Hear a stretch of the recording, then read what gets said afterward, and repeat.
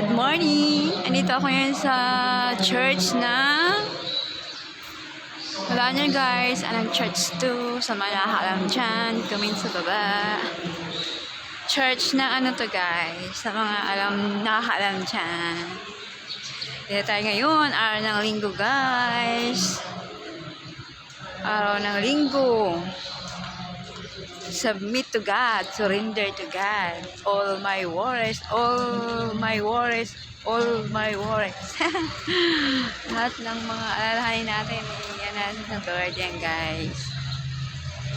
Tayo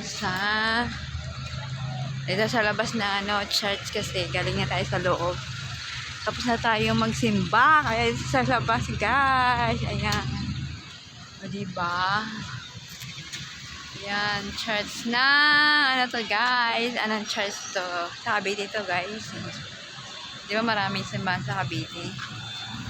Ito ay, sabihin ko na lang, Tansa Church. Yan guys, Tansa Church, ganyan talaga yan pag sa labas may mga kandila, titere, yung mga panata, kaya ganun sila. Nag-iiyak sila ng kandila. Yung mga panata sa buhay. Third mass na yata ngayon. Wala kayo na umaga eh. Third mass na to guys. Ayan. So guys, thank you for watching. Ito ang habit niya araw linggo. Dito sa church na Cavite. Wala ako sa Maynila ngayon. Nasa Cavite ako. So guys, napalabas na ako ng church. Doon tayo guys.